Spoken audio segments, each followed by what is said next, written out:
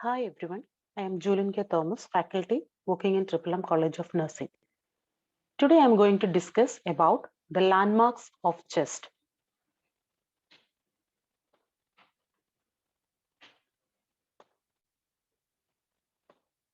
The objectives include the group should be able to describe the different landmarks of chest. Landmarks. A landmark is an anatomically biological meaningful point in an organism. The anatomical landmarks is defined as biologically meaningful loci that can be clearly defined and repeatedly located with a high degree of accuracy and precision. The landmarks, which provides a spatial map of relative locations of the features that the landmarks represent. The landmarks is very important because it helps to identify the organs which is associated with a particular landmark and to identify any abnormalities or deviations from the normal. So anatomical landmarks is biologically meaningful point in an organism which helps to locate the organs which is associated with the particular landmark. Importance of landmarks. The landmarks of thoracic cavity, which helps to study the surface anatomy of the thoracic cavity. It helps in clinical examination of the chest or the thoracic cavity. It helps to locate the areas of respiratory assessment and cardiac assessment. It helps to identify the important anatomical points to locate the internal organs, which is in relation to the landmark of the thoracic cavity. It helps to locate the borders of organs in thoracic cavity and also helps to locate the site during surgery.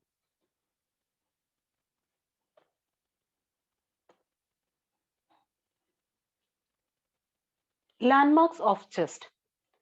The landmarks of chest can be classified into thorax, sternum, suprasternal notch, landmarks of anterior chest, landmark of posterior chest, and landmark of lateral chest.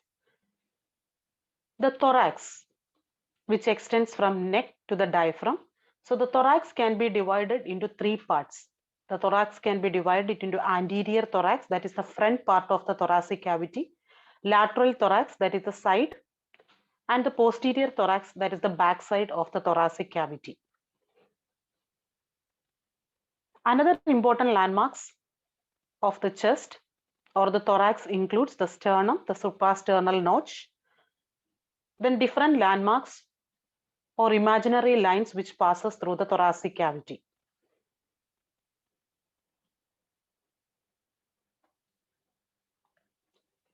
First is thorax. Thorax is a portion of the body which is extending from the base of the neck superiorly to the level of the diaphragm inferiorly. So thoracic cavity is a part between the neck and the diaphragm. So it is located between the neck and the abdomen. It is made up of the sternum, 12 pairs of ribs and 12 thoracic vertebrae, the muscles and the cartilage. It consists of anterior thoracic cage and the posterior thoracic cage.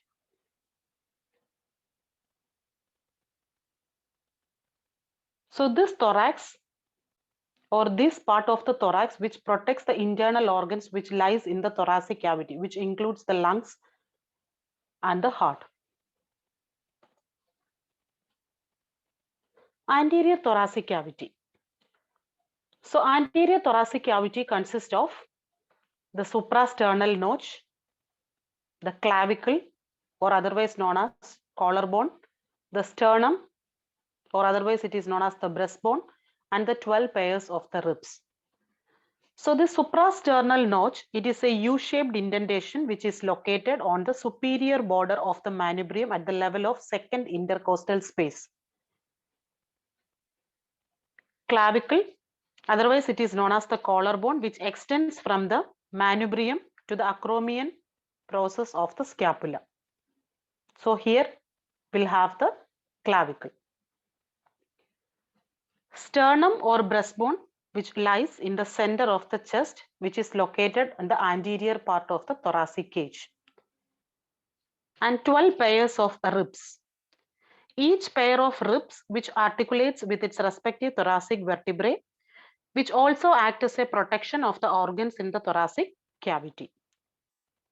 This forms the anterior thoracic cage, which includes suprasternal notch, the clavicle, the sternum, and the 12 pairs of ribs.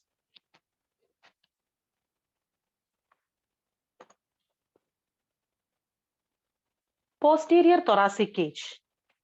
Posterior thoracic cage, which forms the back part or backside of the thoracic cavity, which includes the scapula and the vertebrae.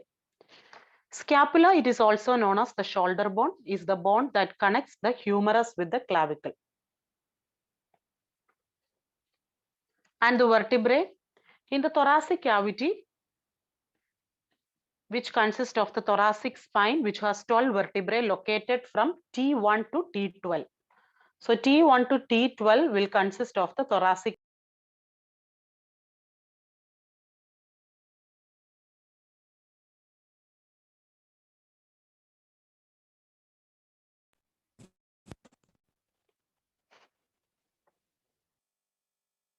Next important landmark is the sternum. Sternum is also known as the breastbone. The sternum, which lies in the center of the chest on the anterior part of the thoracic cavity, which lies in the center of the chest. It is divided into three parts. The manubrium, the superior part is known as the manubrium. Then the middle part is known as the body of the sternum, and the inferior part is known as the xiphoid process. The manubrium, which connects laterally with the clavicle and the first two pairs of ribs. This is the body of the sternum. And the xiphoid process, which is involved in attachment of many muscles, which is involving the abdominal diaphragm and the abdominal rectus muscle. And it also acts as a point for locating the area for identifying or giving CPR or cardiopulmonary resuscitation. So xiphoid process is the location or the landmark where we'll select while giving CPR. 2 inches away above the xiphoid process is the location for giving CPR.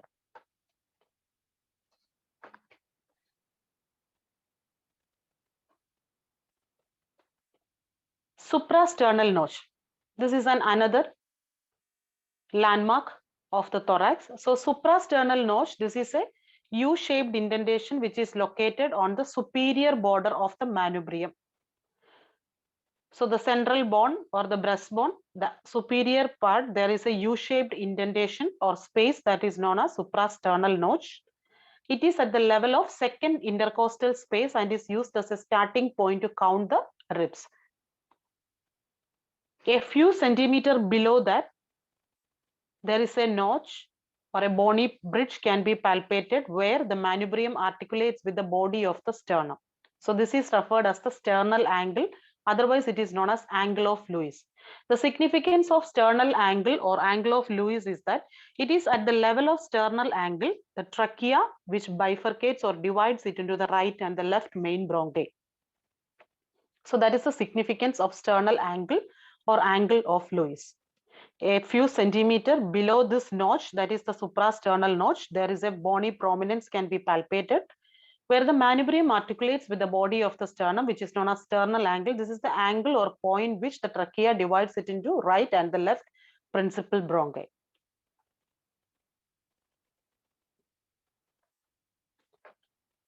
Landmarks of anterior aspect of thorax.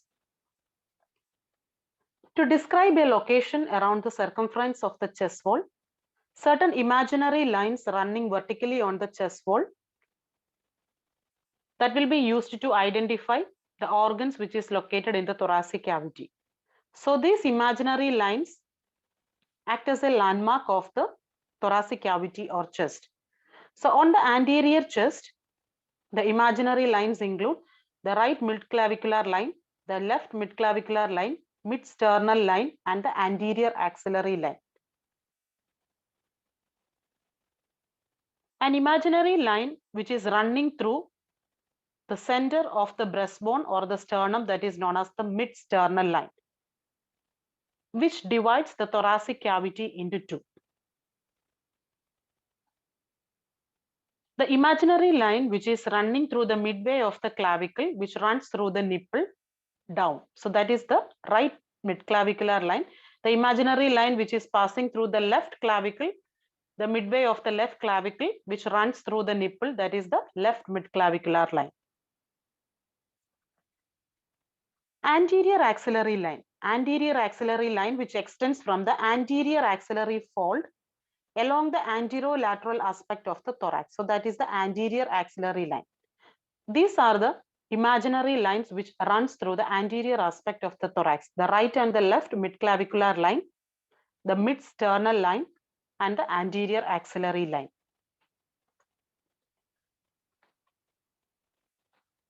Landmarks of the posterior aspect of thorax or the backside of the thorax. Backside, the main features is the vertebra and the scapula. So the right and the left mid-scapular line and the vertebral line or the spinal line. So the vertebral line or the spinal line is the imaginary line which pass through the center of the vertebra. So that line is known as the vertebral line or spinal line. Mid-scapular line, halfway of the scapula. If an imaginary line passes through the mid of the scapula, that is the mid-scapular line. If it comes in the right side, that is the right mid-scapular line. It comes in the left, that is the left mid-scapular line.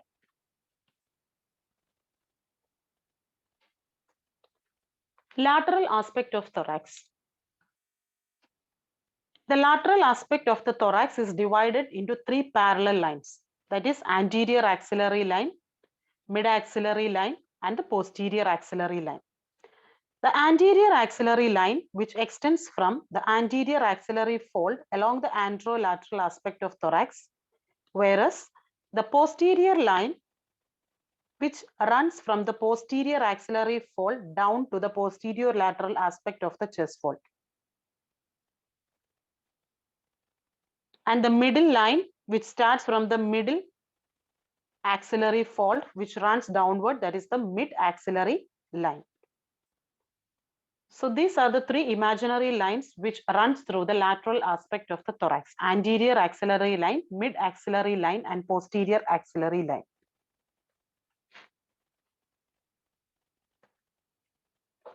To conclude, anatomical landmarks are important to locate internal organs. It is very useful to know the landmarks while doing assessment to rule out any abnormalities or deviations from the normal. Knowledge about anatomical landmarks enable us to rule out problems and diagnose as early as possible. These are the references. Thank you.